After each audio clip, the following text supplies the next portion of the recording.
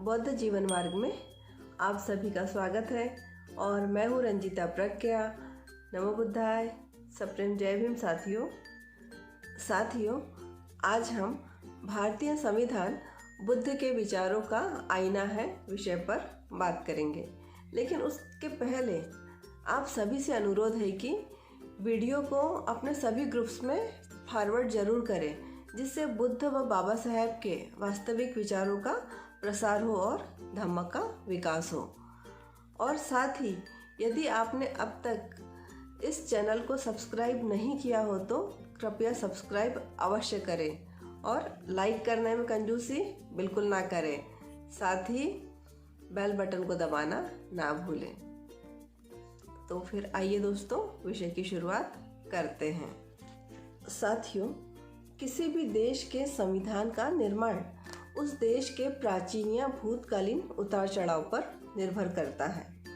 इस कारण भारतीय संविधान को ठीक से समझने के लिए भारत के पूर्व के इतिहास को जानना अत्यंत जरूरी है। जैसा कि हम सभी जानते हैं, बाबा साहेब डॉक्टर अंबेडकर प्रारंभ से ही भारत को एक प्रबुद्ध देश बनाना चाहते थे, जिसके लिए उन्हें एक ऐसी विचारधारा की जरूरत थी जिसमें सभी को समान अवसर और अधिकार मिले, जहां समानता, स्वतंत्रता, न्याय और बंधुत्व फल फूल सके। भारत विश्व के लिए विश्व बंधुत्व की एक मिसाल कायम कर सके, जिसके लिए बाबा साहेब प्रयासरत थे। इस तरह की विचारधारा सिर्फ और सिर्फ बुद्ध के विचारों में ही देखी जा सकती थी। इसलिए बाबा साहेब ने भारतीय समाज के हित के लिए बुद्ध की विचारधारा को अपनाया। समानता, स्वतंत्रता, भाईचारा एवं न्याय, इन चार महान सूत्रों के आधार पर भारतीय संविधान आज खड़ा है। ये चार महान सूत्र भारतीय लोकतंत्र के आधार स्तंभ हैं। कुछ लेखकों या विद्वानों का मत है कि ये चार मानवीय विकास के सूत्र फ्रेंच राज्य क्रांति की देन है, जबकि हम देखते हैं कि बुद्ध ने सर्वप्रथम इन चार महान सूत्रों समानता, स्वतंत्रता, न्याय और बंधुता का सामाजिक एवं राजनीतिक समाजशास्त्र रखकर बौद्ध शासन की नींव रखी थी। बुद्ध के विचारों को संपूर्ण विश्व में मान्यता प्राप्त है, जिसका मुख्य कारण बुद्ध के द्वारा समानता, स्वतंत्रता, न्याय और बंधुता को विश्व को दी गई संकल्पना है। बाबा साहेब ने यह सूत्र फ्रेंच राजक्रांति से नहीं अपितु बुद्ध की शिक्षा से लिए हैं। कुछ भारतीय लेखकों, विद्वानों का कहना है कि हमने ब्रिटिश संविधान से संसदीय लोकतंत्र को अपनाया है।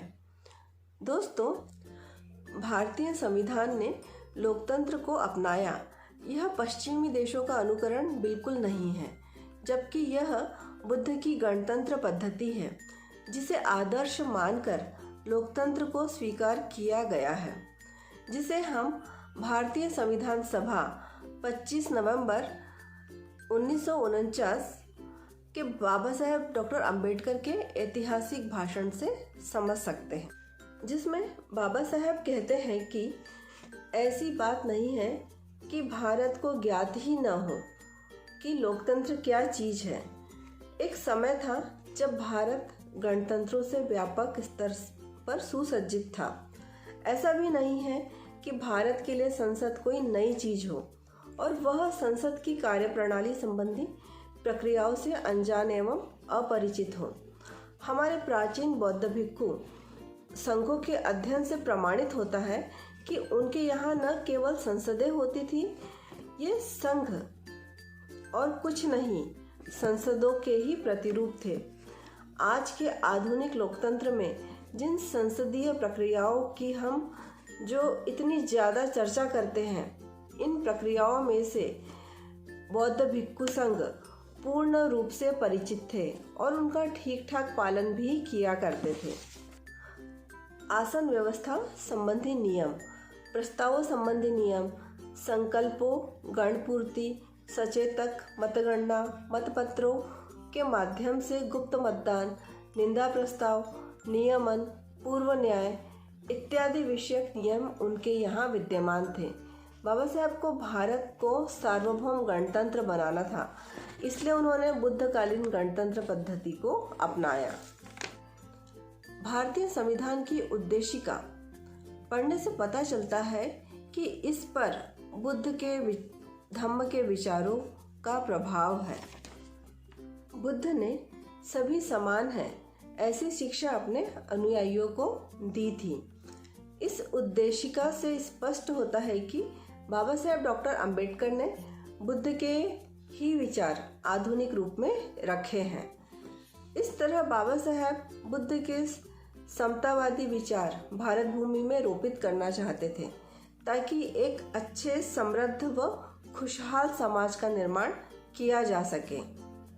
भारत के संविधान का पहला ही मूल अधिकार आर्टिकल 13(1) के अनुसार इस संविधान के प्रारंभ होने से ठीक पहले भारत राज्य क्षेत्र में प्रवृत्त सभी विधियां उस मात्रा तक शून्य होगी जिस तक कि वे इस भाग के उपबंधों से असंगत है। बाबा साहेब डॉक्टर अंबेडकर द्वारा जिस तरह मनुस्मृति की होली जलाकर उसकी प्रतिष्ठा को मिट्टी में मिला दिया गया था, उसी तर्ज में उन्होंने भारतीय संविधान द्वारा देश के इतिहास को गौरवशाली बनाते हुए पहली बार में मनुस्मृति के काले शैतानी आदेशों को कानूनी तौर पर भी दफना दिया, जिससे ब्राह्मणों का सड़ा गला हुआ कानून विशेषाधिकार समाप्त हो गया। इस तरह बाबा साहब ने संविधान में मूल अधिकारों की शुरुआत देश में विषमतावादी धर्म विचारों को नष्ट करके समतावादी विचारों से करी है। वो अलग बात है कि आज विषमतावादी प्रवृत्ति के लोग कूटनीति के जरिए अपने स्वार्थ साध्य कर रहे हैं। भारतीय संविधान भाषण और अभिव्यक्ति की स्वतंत्रता का अधिकार देता है, जबकि हिंदू जाति व्यवस्था ने इस अधिकार को कई सदियों तक नकारा था। साथ ही देश के किसी भी नागरिक को देश में कहीं पर भी किसी भी राज्य में व्यवसाय या कार्य करने का अधिकार संविधान देता है।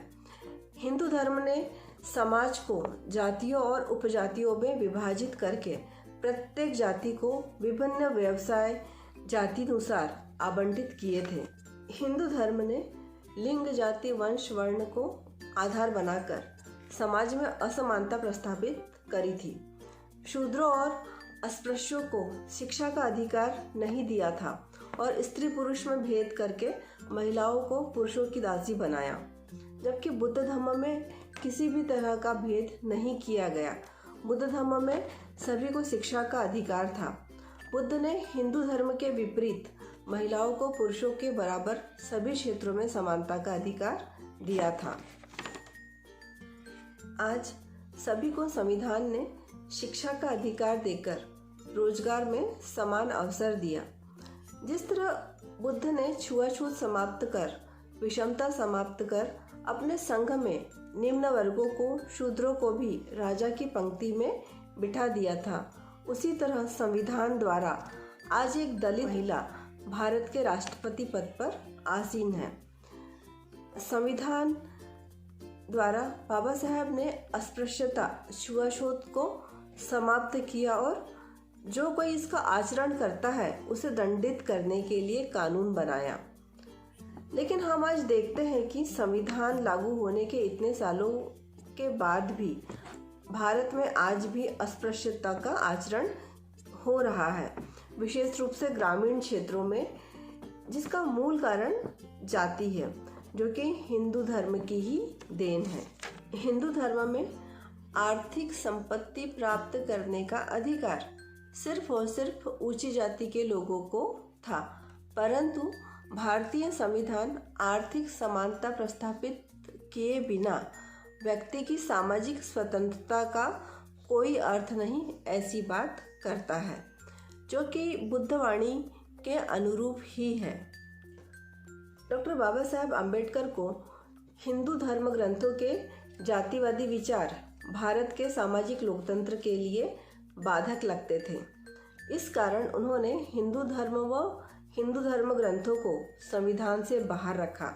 वैसे भी देखा जाए तो हिंदू धर्म के कोई भी विचार भारतीय संविधान की रूपरेखा तैयार करते समय किसी को भी महत्व के कहीं से भी नहीं लगे।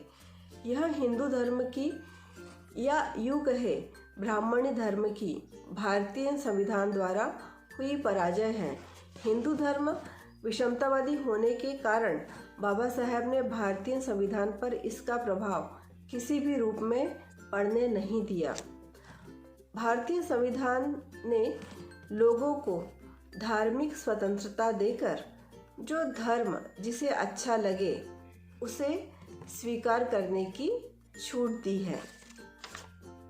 स्त्री पुरुष समानता को निर्धारित करते हुए पुरुषों और स्त्रियों दोनों का समान कार्य के लिए समान वेतन का प्रावधान किया गया। साथ ही भारत के समस्त नागरिकों के लिए एक समान नागरिक संहिता यूनिफॉर्म सिविल कोड की संकल्पना आर्टिकल 44 के रूप में की गई है, जिसका उद्देश्य भारत को एक लोक हितकारी राज्य व राष्ट्र की स्थापना करने से है, जो कि सिर्फ और सिर्फ संपूर्ण भारत को बौद्धमय करने से ही संभव है, क्योंकि बुद्ध का धम्म समानता को पुरस्कृत करता है। ऐसा मुझे लगता है। दोस्तों, आप क्या सोचते हैं?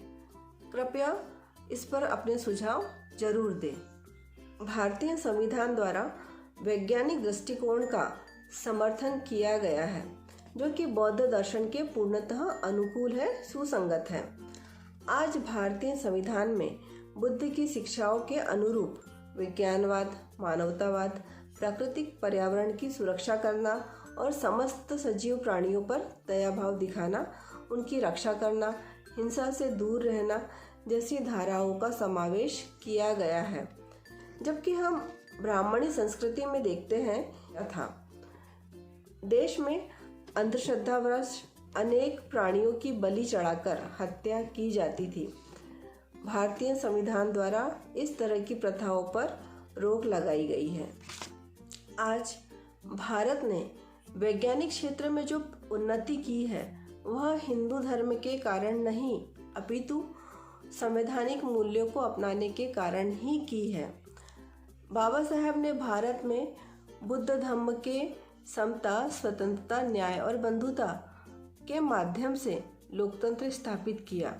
साथ ही सामाजिक, आर्थिक और राजनीतिक लोकतंत्र के द्वारा बुद्ध के विचारों को ही प्रतिस्थापित किया है, जिसे विषमतावादी मानसिकता के स्वार्थी देशद्रोही लोग पुनः प्रतिक्रांति कर खत्म करने में लगे हुए हैं, जिसे समझना अत्यंत आवश्यक है। और अंत में मैं यही कहूँगी दोस्तों कि मनुष्य को मानवता की, मानवीय मूल्यों की प्रतिकृति देखने हेतु भारतीय संविधान के समान अन्य कोई आदर्श ग्रंथ संपूर्ण विश्व में अस्तित्व में नहीं है। इस तरह साथियों, हम देखते हैं कि हमारा भारतीय संविधान और कुछ नहीं, सिर्फ और सिर्फ बुद्ध के विचारों का आईना है। और इसी के साथ विदा लेती हूँ दोस्तों। मिलते हैं फिर किसी नए सार्थक विषय के साथ। तब तक खुश रहिए, स्वस्थ रहिए। नमो बुद्धाय, सप्रेम, जय भीम। धन्यवाद।